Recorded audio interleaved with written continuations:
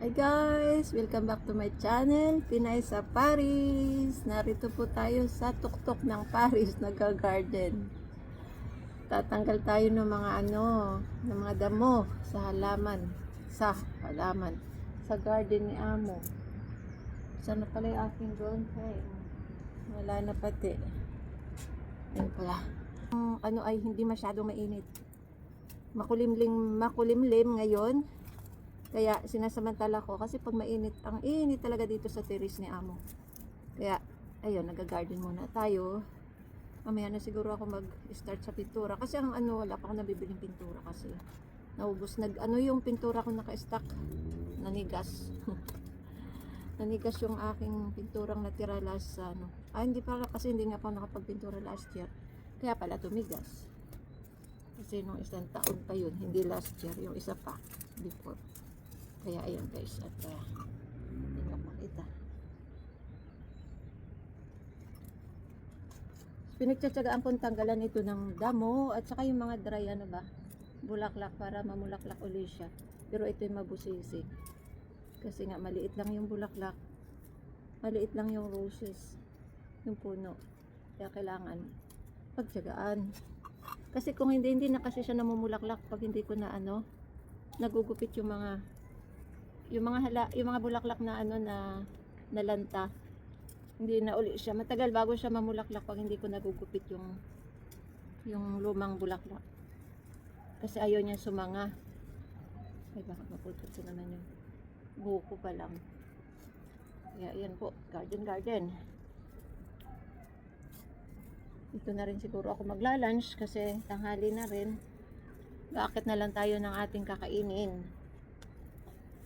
Para ma-enjoy naman yung tinik. Para ma-enjoy naman yung lampas yung tinik sa sa gloves. Sira ang ating beauty. Sira na nga, matanda na, nangungulubot na. Dito na ako inabot ng pagtanda guys. Sa France. Umalis ako ng Pilipinas ay 27 years old. Kasagaran. Kasagaran ng kasagaran ng ating buhay. Tapos ngayon ay 61 na, inabot na ako dito ng retired. Di pa naman ako retired. Ibig ko sabihin na pagka-senior ba. Dito na ako inabot ng pagka-senyora. 27 years old akong umalis sa Pilipinas. Kaya kalahati ng buhay ko guys ay sa ibang bansa. Pero nag-start ako mag-abroad ay 19 years old. Pakabata ako pa noon. Wala pa akong alam. Bali sa Amerika ako napunta. Ko dun guys. Tapos na-deport. Hindi naman na-deport. Almost. Kasi nagkusa na ako umuwi eh. Napalpak yung aking visa doon. Kaya kailangan mag-exit ng kasi kung hindi, i-deport ka talaga. Pero nagkaroon ako ng warning na exit. Kaya parang na rin. Pero kung hindi ako umuwi ng kusa, talagang pupusasan ako noon. Yun? 1983 yun guys. 1980.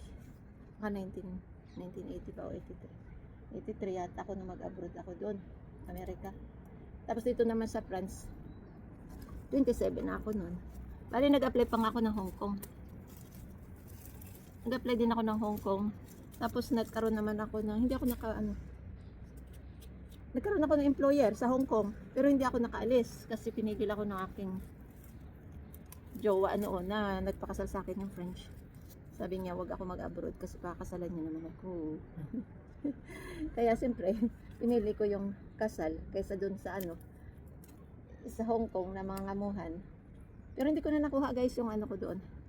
Yung placement fee ko. Mura lang noon. 30,000 lang guys ang placement fee nung nung 19 ba yun? 1989 yata yun. O 87. O 1987 yata nga yun. Yun, nag-apply ako ng Hong Kong. Gusto ko talagang kapag-abroad. Kahit anong way.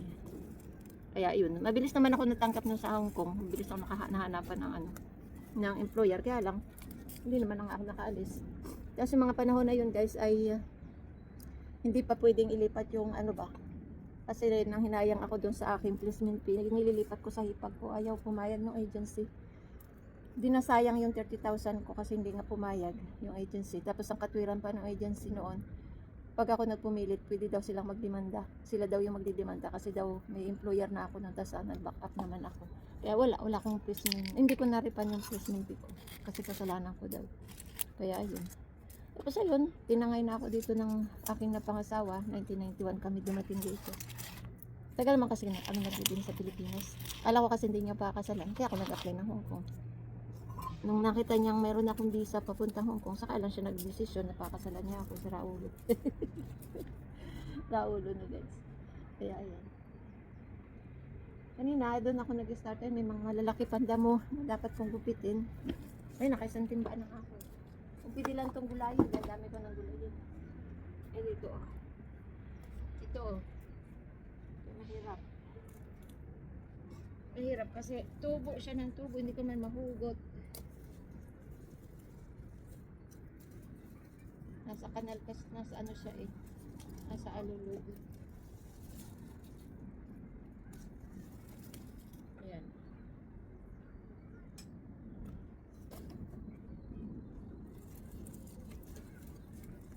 May hardinero naman kami guys. Kaya lang, hanggang ngayon, di pa nadating.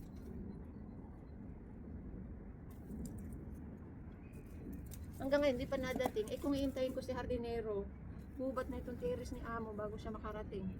Tapos pag gano'n, ang mahal na ng singil niya kasi marami na siyang gagawin. Kaya yun, tiyatsagaan kung ano yun, linisin. Ako na lang nagtatanggal ng damo.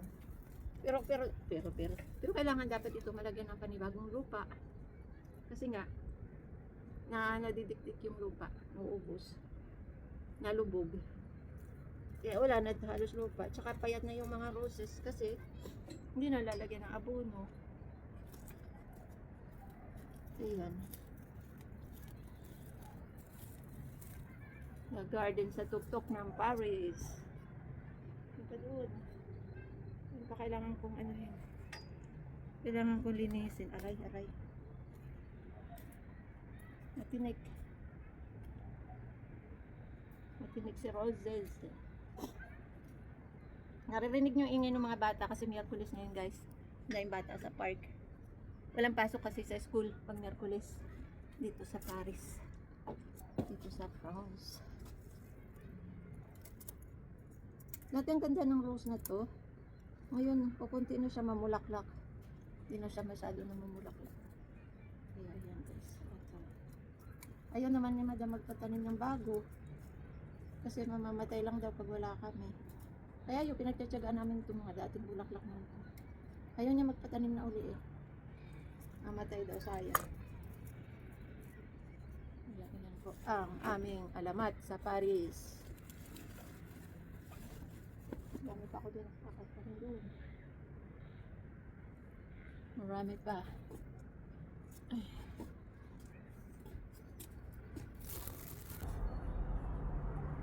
At mahal po kasi natutusokan ng roses. Pero wag po guys kasi matutusok yung pit mo ng roses. Nakasabit-sabit yung pit. Kaya patuwad na lang. Patuwad na posisyon na lang guys. Kasi yan.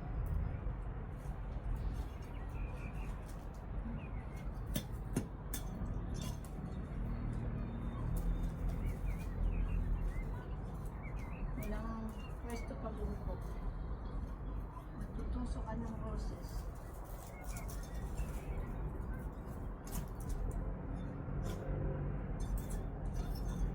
Sige lang, kaya pa eh. Kaya pang tumuwad. Hindi pa bali ang balakang.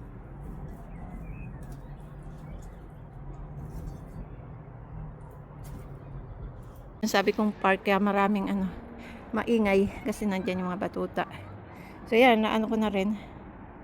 Malinis-linis na rin. Kanina ang daming damo dyan eh. Ang bilis tumubo guys ng damo. Tapos didiligin ko mamaya-maya. Tsaka nagwawalis din ako. Mamaya dito ako maglalunch. Kasi tanghali na rin eh. Pinawalisan ko pa. Natanggal ko yung mga dry leaves na nagkaalat. So guys, bumaba ako sa kwarto ko kasi nga pumangit yung weather. Kaya dito na lang ako kakain. Ito na lang kainin ko. Mag-steak na lang tayo. Tapos meron akong patatas na boiled. Pangit na ng weather eh. Kaya dito na ako kakain, guys. Oh, biglang umulan ng konti. Kaya bumaba na ako. Biglang kulimlim siya. Tsaka umuulan. Patak-patak yung ulan. Kaya dito na lang tayo kakain sa kwarto. Hey guys, biglang umulan. Kaya nag-stop ako mag-garden. Tapos ngayon ay gumaganda naman yung weather ng konti. Kaya magtatry ako mag-practice ng ng golf.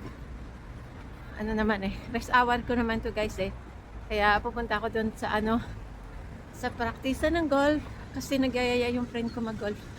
Eh, tagal-tagal ko nang walang practice. Baka ako'y mga muti doon.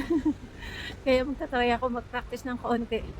Kasi yung friend ko, kaya dahil retired na siya, wala siyang ginawa kundi mag-golf.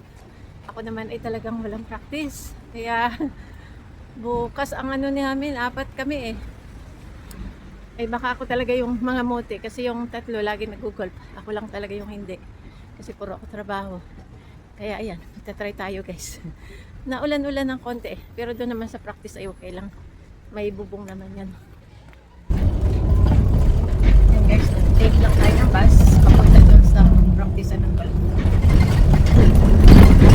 Malapit lang naman yun eh. Mga 5 minutes lang malibas. Ayan, nadaan tayo ng Bodobuloy. Pang-4 na station lang yata.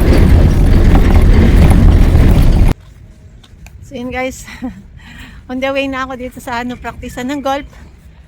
Ang nakakatamad lang kasi guys dito, malayo ang walk. Kasi nga, nag-bus na nga ako pero malayo pa rin ang lalakarin ko. Kaya yan. Lalakad muna tayo. Tsaka umuulan ng konti, kaya dala-dala ko yung payong ko. Tapos so ayun, daming sasakyan dito guys. Hindi ko alam kung anong meron dito ngayon. Ayan. Yung mama ay magpa-practice din siya. Lalakad lang din siya katulad ko. Sa pangit ang weather, medyo may ulan. Hindi ko alam kung ano meron ngayon dito kasi super dami ng cars. Dati, wala yan. Kung napunta dito, wala yan. Ngayon ang dami. Kasi dito guys ay hippodrome ito. Ayan, kita nyo yan, hippodrome yan. Pag Sunday lang siya open. Ito yung ginagawa yung karera ng mga kabayo. Kaya ayan. Pag weekdays, wala, yung abakante siya. Kaya nandito yung aming practice ng golf. So dito tayo bibili ng card. Ay, ng bola. Tingnan natin guys. Tingnan natin kung yung aking card ay pwede pa. Nasaan ba yun? Kailangan ko daw ipasok. Saan ko ipapasok?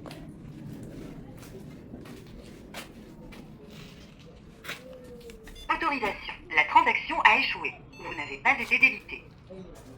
Alo? Wala na daw akong fidelity.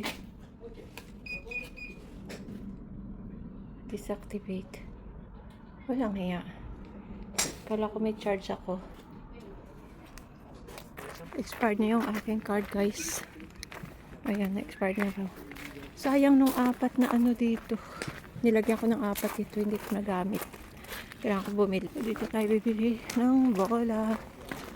Sayang nung ko, hindi ko nagamit. Na-expired.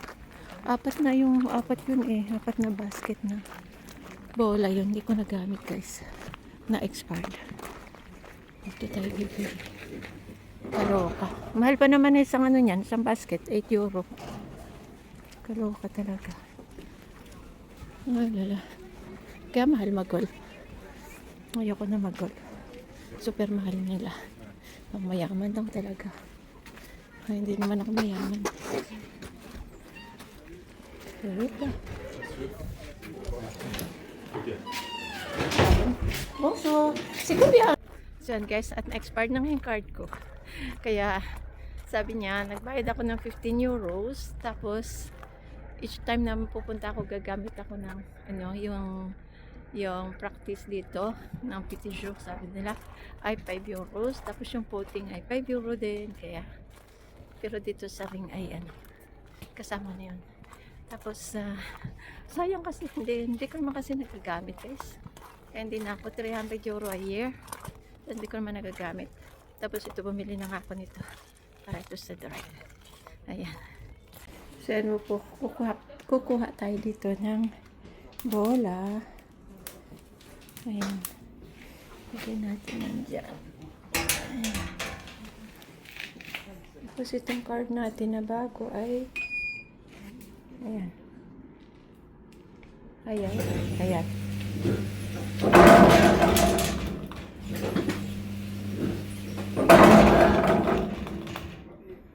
Okay na. So, yan ang bola ng practice. Magpa-practice tayo.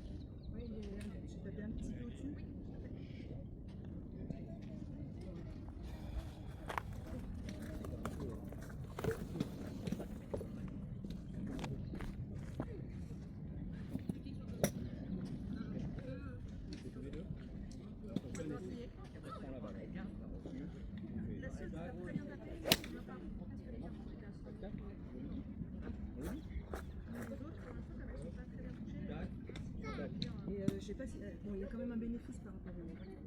Tu vas plus loin que ça. Voilà. Il y a quand même un bénéfice.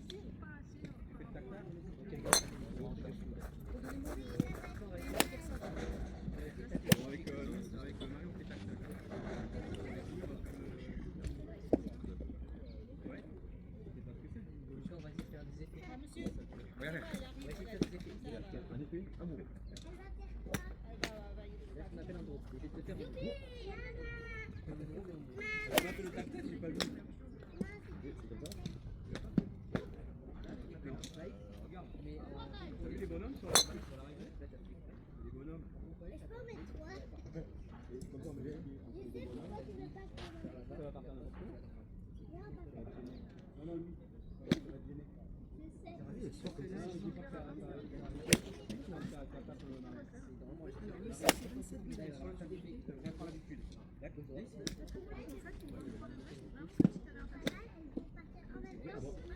Après, on va faire un 3 balles. On va faire un 3 balles. Bien allé. C'est à moi, t'attends deux parts. Allez, c'est bon. On va voir un petit. Je sais plus ce qu'il m'avait dit, mais j'avais compris. Il m'avait aussi. Avec moi,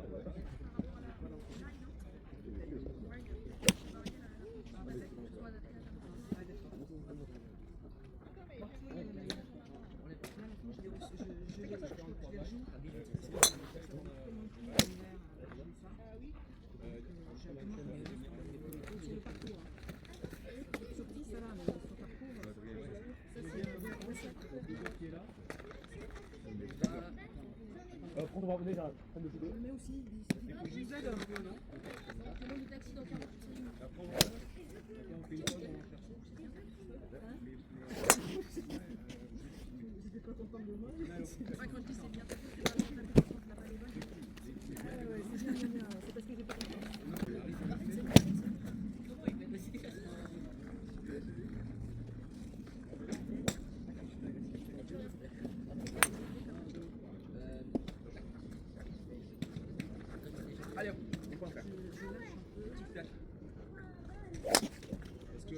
déjà ça?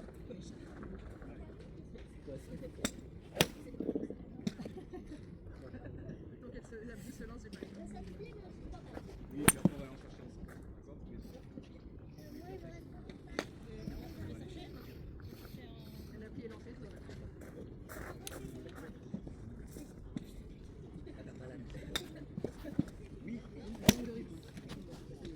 Je le sens. C'est pas grave, c'est pas grave.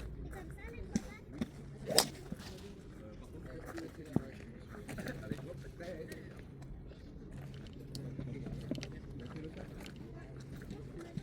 On peut faire une fois à Marie et on y va. Tac. Dis-le, dis-le. Tac.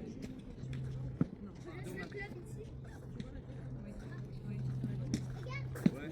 Tac. J'ai fait les retirer avec toi. Voilà. Oh, tu m'en étais? Bon, regarde, tu m'en étais? Garde ça, Marie. Ouais,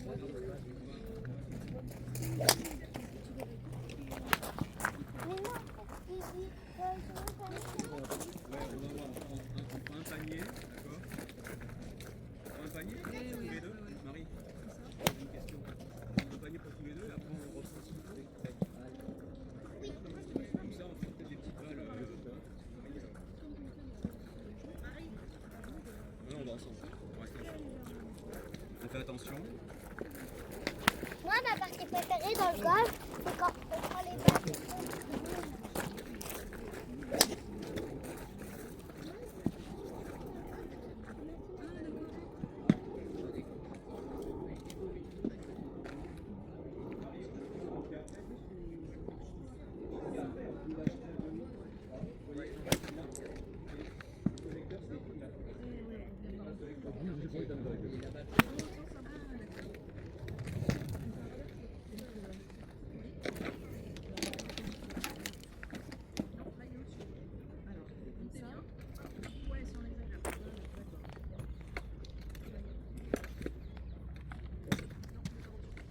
Le retour est par-dessus. Il est par-dessus.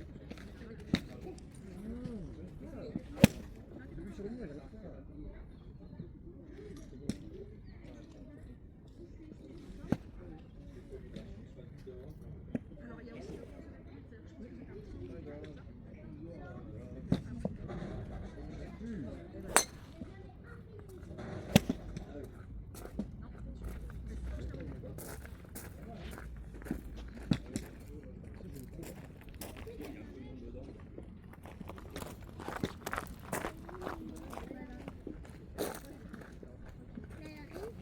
elle a dit, va essayer de venir.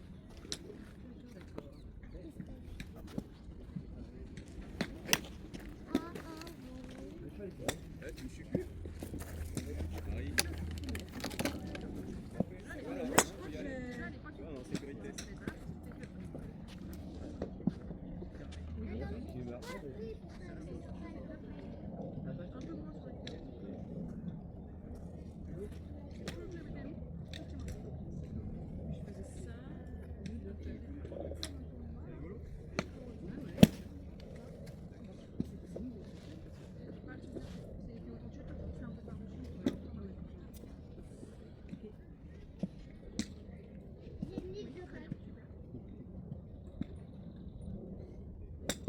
Ouais, c'est juste que tu me bloques la frappe. C'est-à-dire que là, au moment de la frappe, tu bloques. T'es arrivé dans le bon chemin. Tu n'as pas frappé.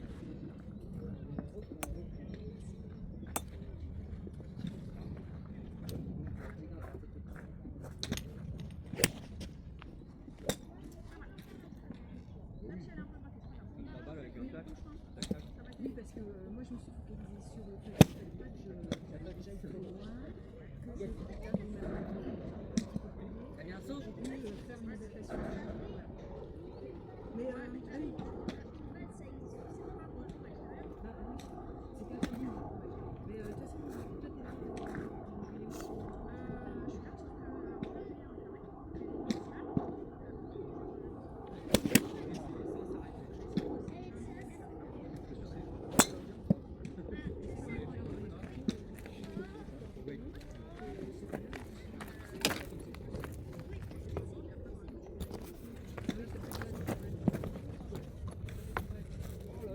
So, uwi na guys ako.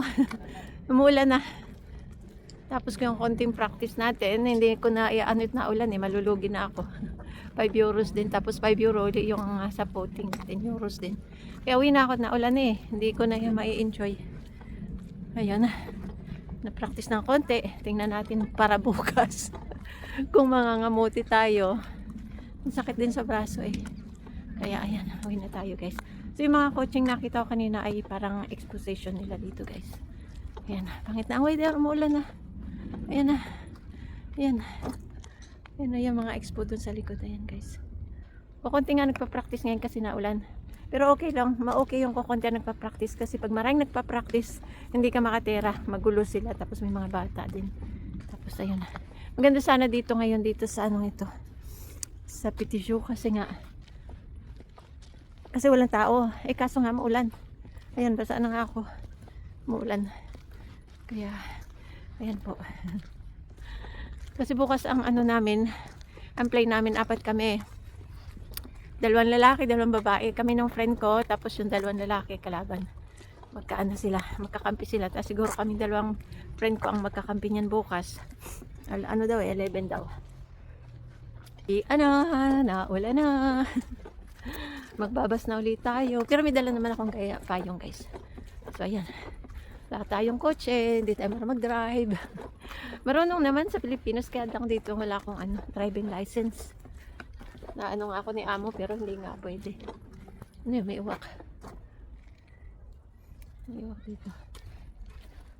Uwak daw siya, uwak. Kaya, ayan. Ang daming kotse, ayan Mga mga electric car yan. Electric cars. Expo lang pala yan, guys. Kaya pala meron silang nabit para yung magbibisita ng mga kotse. Dito nila nilagay yung electric car. Kaya pala marami sila. Tapos may mga tent. Ayan, ulan na.